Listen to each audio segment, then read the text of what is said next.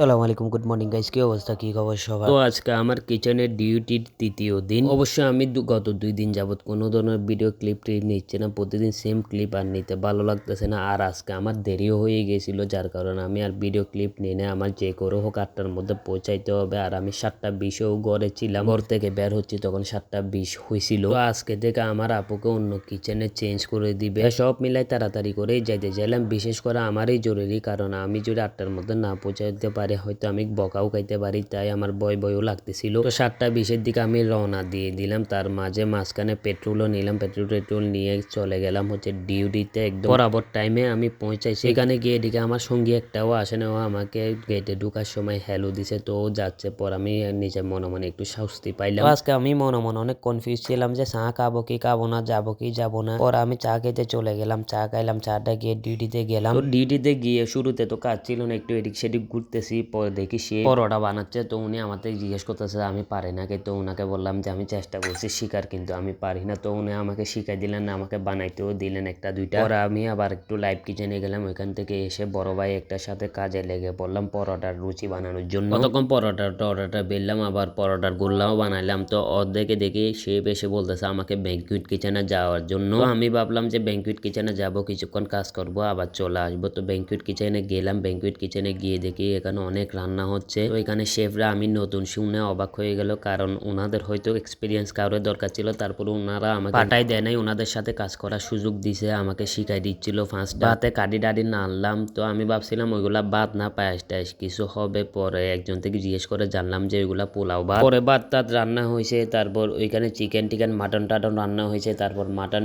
ওইগুলা প্যাকেট করলাম। প্যাকেট বলতে বাটিতে নিয়ে র্যাপিং করলাম। তারপর চিকেন গুলা বাটিতে নিয়ে র্যাপিং করলাম। এরপর আমরা সবাই চলে গেলাম হচ্ছে যে মেজবান হলে। ওইখানে আজকে পার্টি ছিল, তো ওইখানে কিছুক্ষণ ছিলাম। ওইখান থেকে আসার পরে কিছু মিল প্যাকেজিং করলাম। প্রায় আমরা 3-4 জন মিলে, অনেকগুলা ছিল তো 3-4 জন মিলে ওইগুলা করলাম। এরপর পেস্ট্রিতে একটু গেলাম, তারপর আবার একটু স্টাফ কিচেনে গেলাম। এরপর আবার উপরে গেলাম এক্সচেঞ্জ। ওইখানে আমার শেফরা আমি দেখি নাই। তারপর আবার নিচে আসলাম। নিচে আসার পর আমাকে আবার মরিচ বাছতে দিল। আমার সাথে আরেকজন ছিল। মরিচ বাছার পর তারপর কিছু পেঁয়াজ ছিললাম। এরপর আবার উপরে গেলাম। উপরে গিয়ে কিছু কাজ করলাম, কাজও করি নাই, টুকটাক এদিক সেদিকে এটা সেটা ওইখানে রাখলাম। এরপর দেখি অনেক বিজি, সবাই অনেক কাজ করতেছে। আমার শেফরা ছিল, তারপর যেগুলো আমাদের সাথে সাঙ্গপাঙ্গ ছিল ওরাও ছিল। তারপর একটু টুকিটাকি কাজ করার পর আমাদেরকে ছুটি দিয়ে দিছে। এরপর আমি বের হয়ে গেলাম। আমার আপু আমার আগে বের হয়ে গেছিল। তারপর আমার আপু বলতেছে আমার আপুকে একটু ভিআইপি টাওয়ার নিতে। তো আমরা আগে থেকে যাব করে আর যাওয়া হয় নাই। তো আমি ভিআইপি টাওয়ারটা কোথায় এক্সাক্ট জানি না। পরে আবার একটা সিএনজি ওয়ালা থেকে জিজ্ঞেস করলাম, উনি দেখাই দিল। তো এখানে আজকে জাম ছিল। তারপরে গেলাম হচ্ছে যে আমার আপুর জন্য একটা শেফ জ্যাকেট নেওয়ার জন্য। তো ওইখানে গিয়ে আমার আপুর দিকে শেফ জ্যাকেট পছন্দ হচ্ছে না। পছন্দ না হলে তো কিছু করার নাই, তো বাড়িতে চলে আসলাম। তো আজকের ভিডিও এতটুকু, ইনশাল্লাহ নেক্সট ভিডিওতে দেখা হবে। আল্লাহ হাফেজ।